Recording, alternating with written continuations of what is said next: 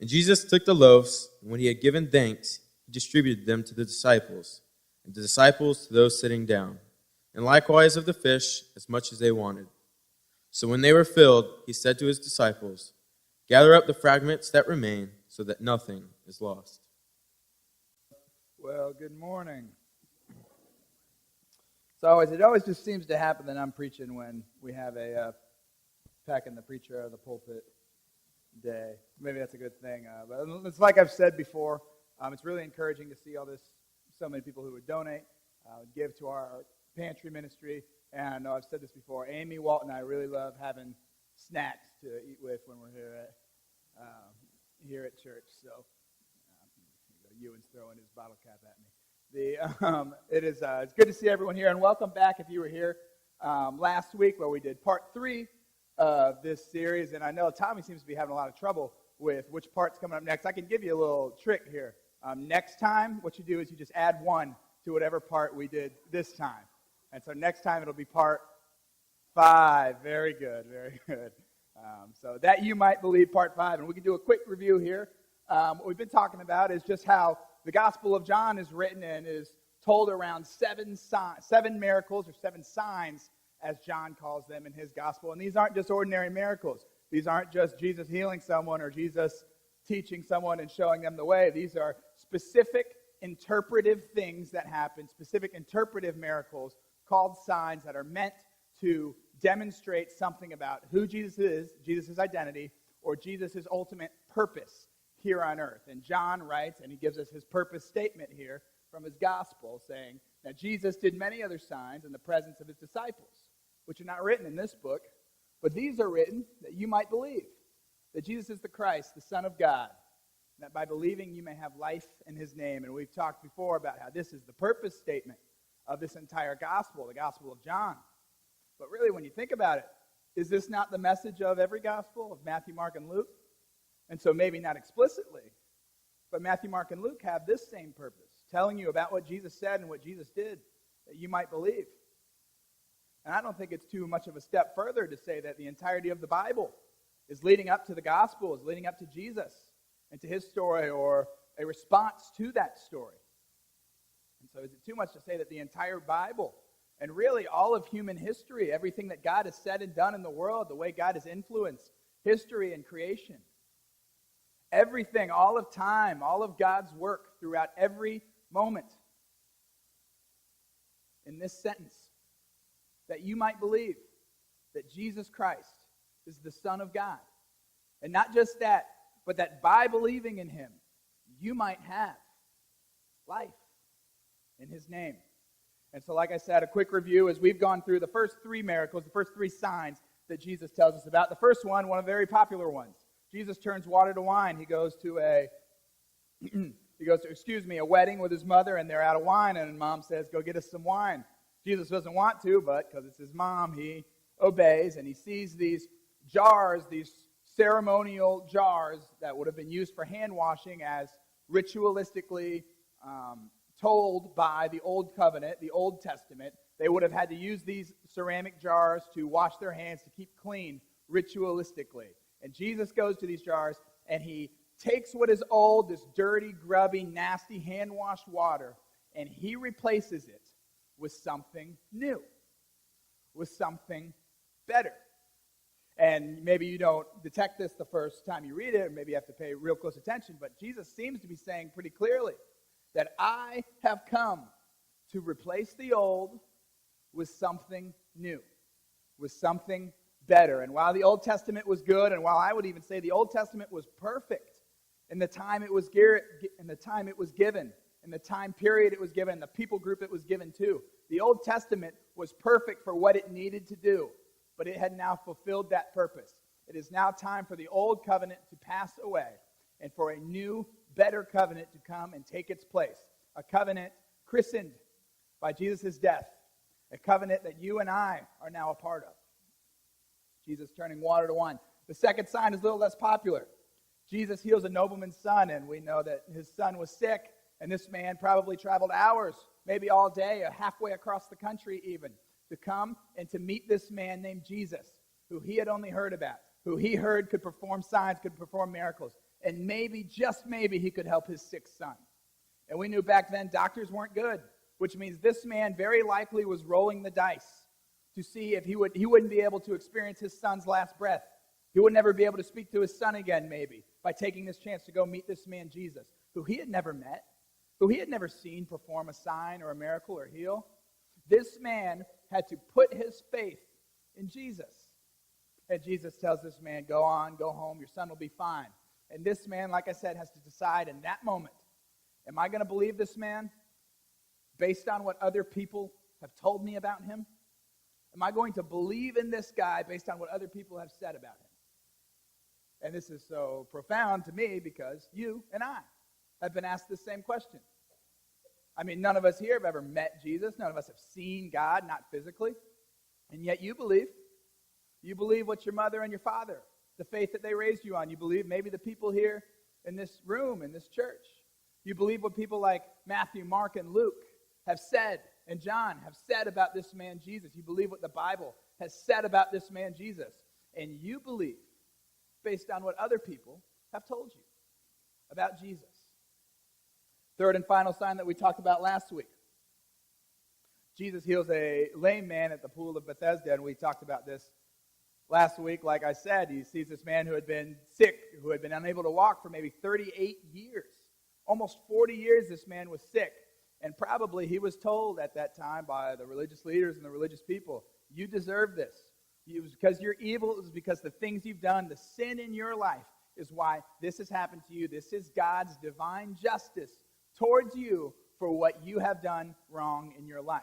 And this man, well, he probably believed what they said, grew to resent religious people, probably grew to resent religion, and ultimately grew to dislike and to resent God himself because of the way he was being treated by religious people. And Jesus comes, and in one simple encounter, he meets this man and he heals him, and he demonstrates the character and the compassion that a loving God has towards his people. And in one simple encounter, this man is healed and immediately picks up his mat, picks up his bed, and goes straight to the temple. Okay? The temple that would have been full of people, religious people, people that he didn't like, and people that didn't like him. Why would this man go straight towards all the people he didn't like? Well, it's simple. Because when he came in contact with the character and compassion of a loving God, relationship with that God became irresistible. Relationship with a loving God, with our loving God, is irresistible even when religious people are being toxic or are being hurtful towards other people. And that brings us all the way up to speed, up to today, John chapter 6, where we will be spending most of our time. And in John chapter 6, this is the feeding of the 5,000. If you have your Bible, you can turn to verse 1. This is one of the more probably the most famous miracle, except for the big one, that Jesus did in his entire life. Jesus feeding the 5,000. So if you're there, we'll begin to read. Verse 1. After Jesus went away to the other side of the Sea of Galilee, which is the Sea of Tiberias, and a large crowd was following him because they saw the signs that he was doing to the sick. Okay, so at this point, it's important to know we're in the heart of Jesus' ministry. He's been going around performing miracles, performing signs. Word's getting around. At this point, Jesus can't go anywhere without people following him. People are going to hear, oh, it's that Jesus guy, it's that Jesus guy, it's the guy who did this, it's the guy who did this. We need to go see him. And people are coming maybe in hordes, maybe leagues of people are coming to see this guy that everyone's hearing about, everyone's talking about.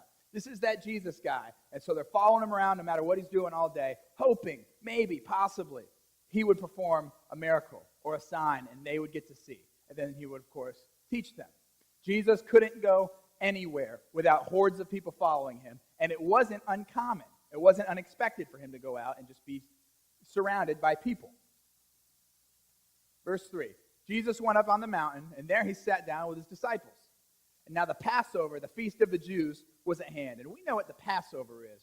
But we don't, and I've talked about this before, we don't understand the significance of the Passover to them. I mean, you know the Passover was the ceremonial holiday, really, of Moses leading the people out of Egypt, out of oppression, leading the Israelites from the hand of slavery from the Egyptians. And they were celebrating that every single year, and they celebrate the 10 plagues, and they don't really celebrate the 10 plagues, They celebrate how the 10 plagues delivered them from their oppressors.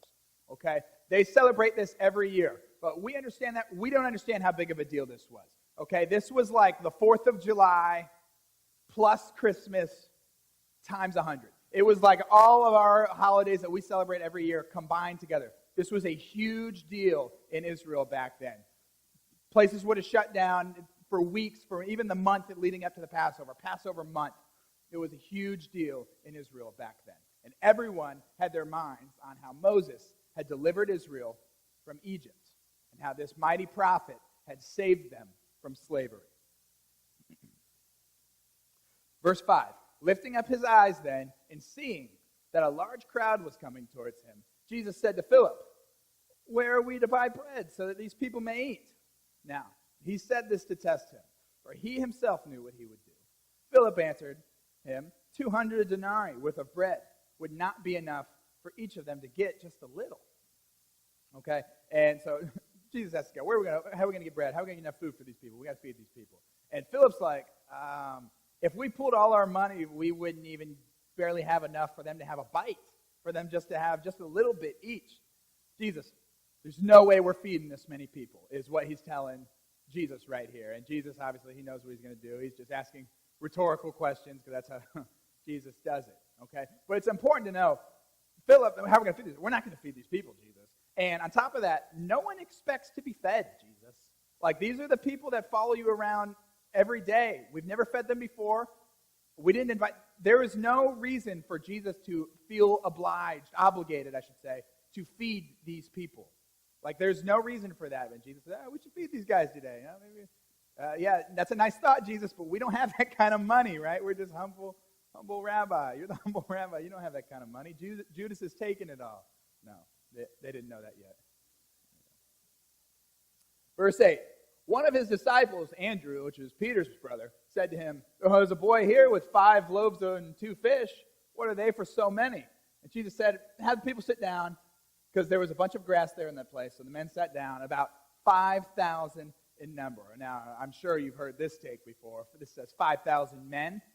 You assume each man, or at least most men, have a wife and probably a kid or 2 or 3 or maybe even 10 kids, because that's kind of how they did things back then. Kids were workers, and the more you could have, the more workers you had to sustain life in your household, right? There's probably around 20,000 people here, okay? Jesus isn't feeding 5,000 people. Jesus is probably feeding 20,000 people here. And so maybe that changes the significance of this to you. I don't know if it does at all. Next verse.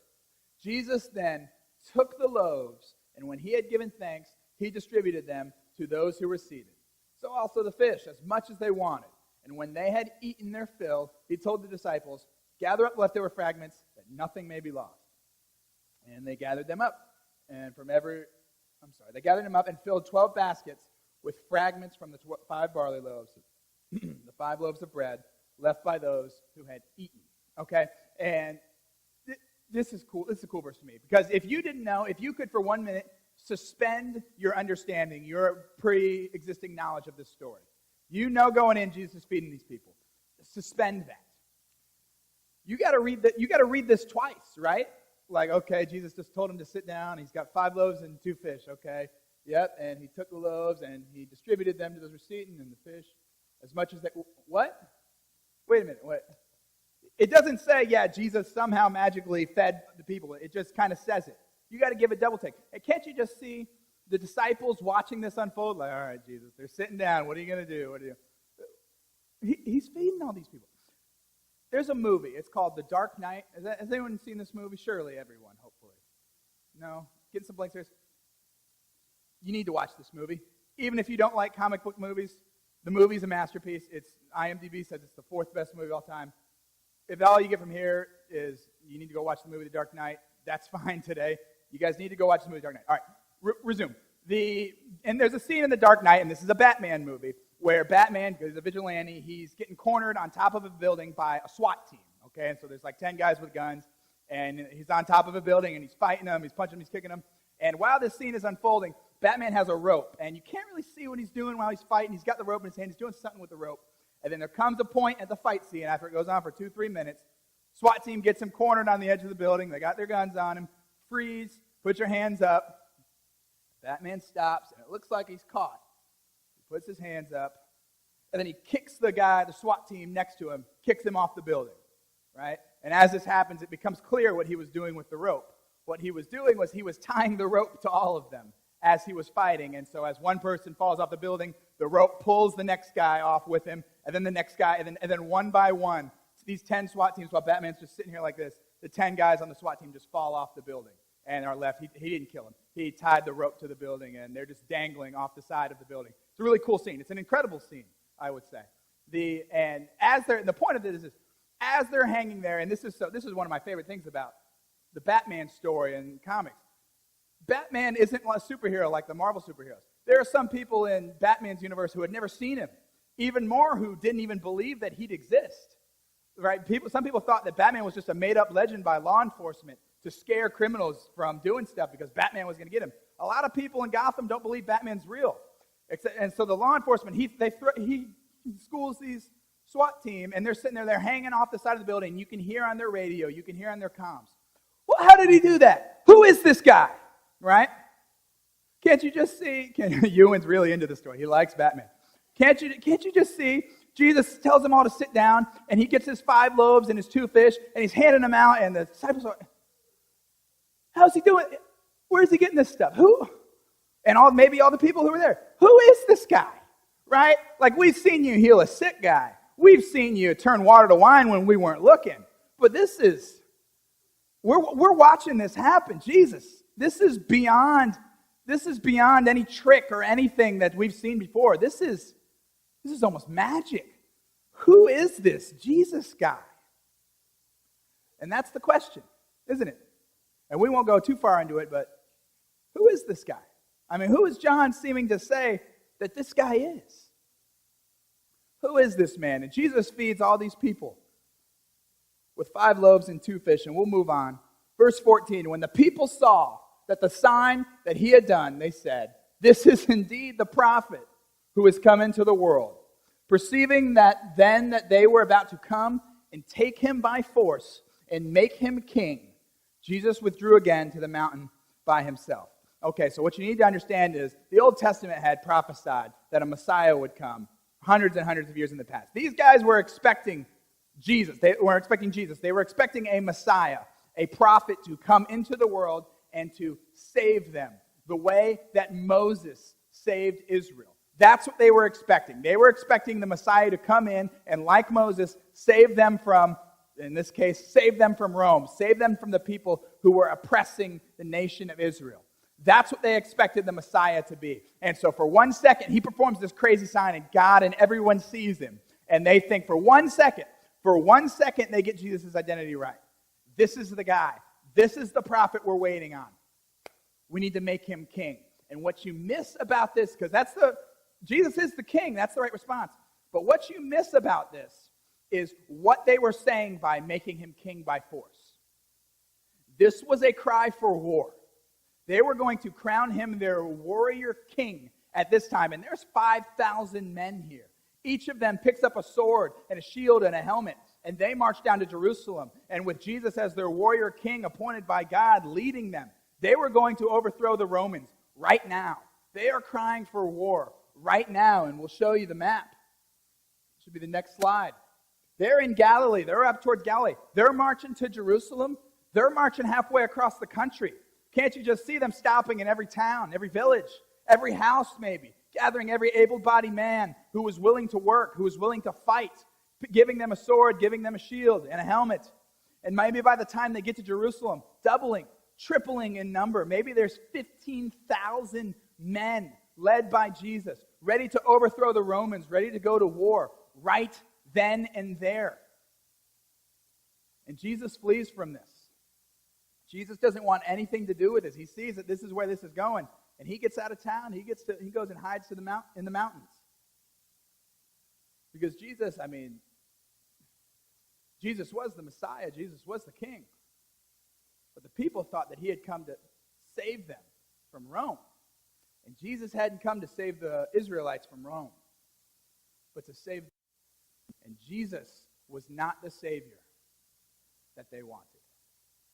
Jesus was not the Savior that the Israelites And here's the question for you. Is Jesus the Savior that you want? And maybe a better way to phrase that for you would be, is God the God of your life that you want? Have you ever heard someone say this, or maybe you've said it, or maybe it's just someone's heard? Have you ever heard this? I quit being a Christian, quit going to church, just wasn't getting anything out of it. I just wasn't being fed spiritually. I just wasn't getting anything out of it. I wasn't getting anything out of it. And the implication being, we won't ever say this out loud, but the implication being is that I do the God thing. I go to church. I get up early on Sundays. I go to church. I watch what I say around my coworkers. I watch what I'm drinking. I do all the things the Bible seems to say God wants me to do. And then God takes care of me, right?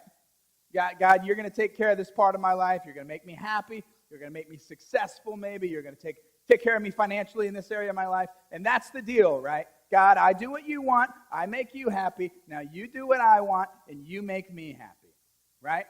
God, I'm doing everything you want, and now I need you. And we have this transactional relationship with God, a transactional relationship with the God of the universe. I'm giving him something, and he's giving me something. And maybe that's not you today. Maybe that's just someone you know. But I'll tell you this, and this is really the lesson today. If your relationship with someone is based on a primary agenda for you to get something from them, if the primary purpose of your relationship with someone is to get something from them, you do not have a relationship with that person. You are using that person. Okay? And I'll give you a story, and maybe this will make it more clear. When I was in high school, my mom and dad took care of me. They got me a car my junior year of high school. And it's not really this way anymore, but back then, all those years ago, all 5 of them, most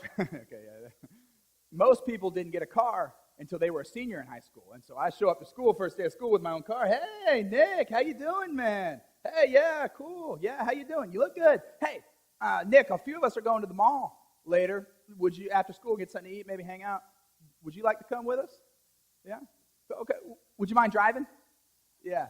Yeah, oh, there it is. Yeah. Hey, this Saturday we're going to the park. We're going to play some ball, maybe hang out there too. You want to come with? Would you mind picking me up on the way there, right? And maybe drop me off at school later next week. Could you pick me up at school next week? Yeah. Okay, yeah, that's fine. And senior year comes around next year. Guess who wasn't asking me to hang out with them anymore? Senior year, once they all had their own cars, right? Yeah. Okay. And that's a pretty harmless example, right? I'm happy to give someone a ride somewhere and hang out with my friends. But look, maybe you've seen this in your life a little more personal. Maybe you've got family, not close family, but family who are exploiting you for the success you've had in business or success you've had in your life, exploiting you financially, only preying on what is really an obligated relationship because of your kin, preying on you to help them financially. Maybe you have a coworker who's depending on you, exploiting the way you're a hard worker, exploiting the way you have a good relationship with your boss and have done well in your career, taking your ideas out from under you, using your influence in order to get themselves promoted in some way. Maybe you, and this is the one that really cuts home, maybe you have a boyfriend or girlfriend using you, doesn't care anything about your actual relationship, but just what you can give them physically. And they don't care anything about you or what your relationship means to you, because all they care about is what you have physically. And you don't need, you sit here and you hear me give these examples. Yeah, that's terrible. Who would do that? Who would use a human being as a means to an end? Who would do that to someone? And then it's so convicting, because me and you and all of us, we do that with God. Don't you remember when you pray, oh, God, I really need help coming up, and I've been so good. I've been so good recently. I've gone to church every week this month. And I've watched what I've said, and could you really take care of this for me, please, please, please? And I'm not saying it's bad or it's wrong to ask God for help. But you shouldn't need to prove yourself to someone you are in a relationship with to ask for help. Think about it. Everyone here has got a friend or a close person who they have a genuine, authentic relationship with, right? Right? Imagine that person comes to you today and says, I need help with this. I need your help. Do they need to wash your car for a month for you to say yes? Do they need to come and clean your house? Do they need to take you out to lunch before they ask? No. You don't need to demonstrate any kind of value to someone that you are in a relationship with. And if you are in a relationship with God, you don't need to demonstrate that kind of value to ask him for things. It should be enough that you are seeking a relationship with God and that he is in a relationship with you for you to ask. And we're here and we just want to make God into our own God, the way Israel made Jesus into their own Savior. Final question. What is your agenda with God? I mean, is it the agenda? Do you really want him to check your boxes off? Do you really want him to be a God that lets you do what you ultimately want to do? And while, yes, you jump and dance and you tune to his will every once in a while, and he delivers you and he makes your life happy? Is that your agenda with God?